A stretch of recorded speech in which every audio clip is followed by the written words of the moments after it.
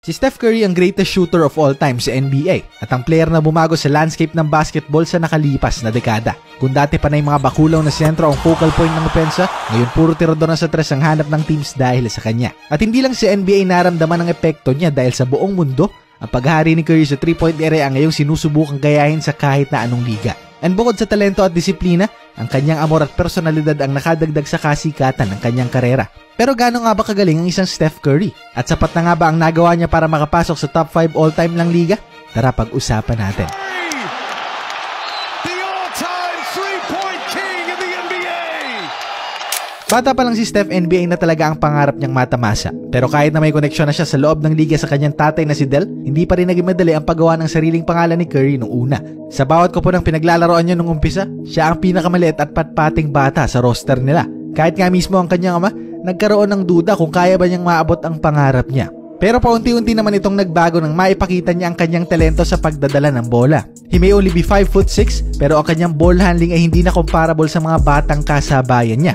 Ang kalibre, pang NBA na talaga. At sa kanyang stint din sa high school, unang lumabas ang matinik na shooting niya. Ang kanyang arsenal na ito ang nagbigay sa kanyang koponan ng 3 kampyonato at 3 playoff appearances. However, individually hindi pa rin naging matunog ang pangalan niya. Despite being the best shooter sa paaralan nila, he was ranked 300 sa US noong 2006. At kahit sa kolehiyo, nagpatuloy ang ganitong narrative hanggang matapos ang kanyang amateur na karera. Despite averaging 28.6 points, 5.6 assists, and 2.5 steals, and being the NCAA scoring leader at parte ng consensus first team All-American, marami pa ring doubters si Curry pagpasok ng 2009 NBA draft. Ang lack of size at strength ang pinakamalaking issue ng maraming scouts at NBA teams sa kanya. At marami sa kanila ang nakita si Steph bilang isang deadly shooting guard na natrap sa katawan ng isang point guard. At hindi sila naniniwalang kaya makipagsabayan ni Curry sa mas physical na mga gwardya sa liga. Kaya pagpatak ng NBA draft, umabot na ng 7 picks saka palang natawag ang pangalan niya. Para sa Golden State Warriors, dito nag-umpisa ang legasiya ni Steph Curry sa NBA. And as a rookie, nag-average siya ng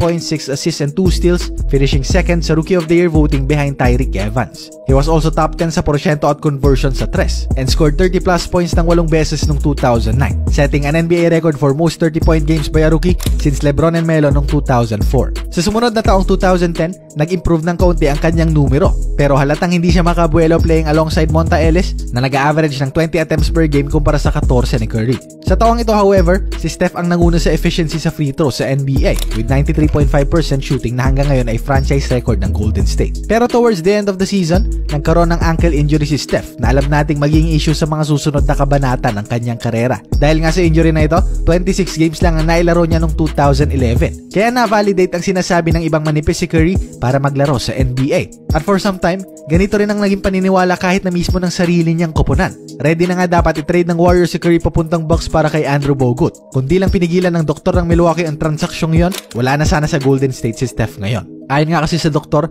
hindi fair ang trade na yon dahil kasalukuyang may injury si Curry at lugi ang Milwaukee pag nagkataon. Kaya sa halip, si Monta Ellis na lang ang pinamalit nila kay Bogut. At sa panahong iyon, wala pa silang ideya. Pero ang desisyon na iyon ng doktor ng Bucks ang nagsalba sa prangkisa ng Warriors from trading away the all-time best player ng kanilang prangkisa. At 2012 matapos madraft ni Barnes at Green sa roster nila, dito nag-umpisang mabuo ang batang core ng Golden State Warriors. And alongside Klay Thompson, ang lineup na ito ang nagbigay ng winning mentality sa Warriors noon. They were never known to be a defensive team dati, pero iyon ang sinandala nila sa pang-apat na season ni Steph. Kaya for the first time since 2007, nakatungtong sila sa playoffs. At malaking parte dyan ang explosion ni Curry. He averaged 23 points and 7 assists per game, including ang 54-point game kontra sa Knicks sa Madison Square Garden. Nakagawa rin siya rito ng panibagong 3-point record with 272 3-point conversions. At hindi rin nalalayo ang numero ni Klay dito. Kaya nga dito na pinanganak ang bansag sa dalawang ito bilang ang Splash Brothers. Ang kompong ginawang exciting ang panonood ng NBA. Tulad ng sponsor ng ating video ngayon. Kumita habang nag-e-enjoy sa panonood ng basketball with 1xBet. Pwede kang tumaya rito sa mga paborito mong teams na sa tingin mong mananalo at once tumama ang prediction mo, sigurado na rin ang iyong panalo. NBA, PBA, FIBA at iba pang liga sa mundo ay nandito. Huwag din problemahin kung paano mag-register, mag-cash in at mag-cash out dahil GCash lang ang kailangan mo. Kaya ano pang hinihintay nyo? I-click na ang link sa ibaba, mag-register na at maglaro at gamitin na rin ang ating promo code para sa bonus sa inyong unang deposit up to 6,000 pesos. Kaya pagpatak ng 2013 playoffs, nasilat nila ang Nuggets bago malaglag ng veteranong core ng San Antonio Spurs. 2014 din pinangunahan na naman ni Curry ang liga in 3-pointers made. He averaged 24 points and a career-high 8.5 assists per game. He also led the Warriors to a 51-31 finish sa regular season, which is their best finish since 1992. However, maaga silang nalaglag sa playoffs sa unang round pa lang kontra Clippers. Kaya matapos ito, nagkaroon ng malaking pagbabago sa management ng team. Pinalitan si Mark Jackson at pinaupo si Steve Kerr, ang naging mastermind at ulo ng dinastiyang nabuo ng Golden State Warriors. 2015 pa nga lang, naramdaman na ang pagbabago sa sistema ng team at kitang-kita yan sa stats pagkatapos ng season na iyon. Pinangunahan lang naman nila ang pace, points per game, field goal percentage, 3-point percentage at assist sa taong ito. At lahat ng yan nakatali sa pinakita ni Steph Curry. Nabasag muli niya kasi ang sarili niyang NBA record for most 3-pointers in a season with 286 conversions this time. At nagtapos ang regular season ng Warriors na may kartadang 67 wins and 15 losses. First time in franchise history. Kaya naman hinirang siyang MVP sa season na ito with 24 points, 7.7 assists and 2 steals per game. Sa playoffs naman, winalis nila ang Pelicans at madali lang na ipinagpag ang Memphis at Rockets para makatungtong sa NBA Finals for the first time since 1975. And dito, they came back from a 2-1 deficit para iuwi ang kampyonato against LeBron and Cleveland. Although si Iguodala ang tinanghal na Finals MVP dahil sa kanyang depensa kay LBJ, malaki pa rin ang naging ambag ni Curry with 26 points and 6 assists per game. 2016 din, hindi pa rin makasabay ang liga sa bilis ng pace na nilalaro ni Curry at ng Warriors. Dito nga rin naiposte nila Steph ang historic na 73-9 record nila, which is the best finish ng kahit na anong prangkisa sa kasaysayan ng NBA. Dito rin binasag ulit ni Curry ang kanyang record sa tres, making 402 3-pointers sa isang season. Grabe. He also became the scoring champion with 30 points per game sa taong ito, shooting 50% sa field, 45% sa tres, at 91% sa free throw line, na nagluklok sa kanyang pangalan bilang ang pang-pitong NBA player na maging parte ng 50-40-90 club. Sa taon ding ito, siya ang kauna-unahang manlalarong tinanghal na season MVP unanimously. Ibig sabihin lang, nagkasundo lahat ng parte ng deciding body at walang ni isang kumontra na si Curry ang pinakamahusay na manlalaro sa taong yon. And pagdating ng NBA Finals rematch nila kontra LeBron, maaga silang nakapagpundar ng kalamangan. They were up 3-1 after 4 games. Pero matapos ang serye ng kamalasan at nang maghalimaw si James at Kyrie, nabaligtad pa ng Cavs ang serye at pinauwing luha ng Golden State. Nasayang makasaysayang season para kay Curry na halatang may iniinda sa NBA Finals na ito. Ang pagkatalo rin ito ang naging dahilan bakit panandali ang ginawang katatawanan ang prangkisa ng Warriors noon. Nasabi kong panandalian lang dahil taong 2017 nang madagdag si Durant sa lineup ng GSW, alam ng lahat na sila na ulit ang favorites na magkampiyon sa season na iyon. Curry, Thompson, Durant, Iguodala at Green ba naman ang starting lineup mo eh? Wala talagang nakapigil sa kanila. Isang beses nga lang silang natalo sa playoffs para iuwi ang pangalawang singsing ni Curry.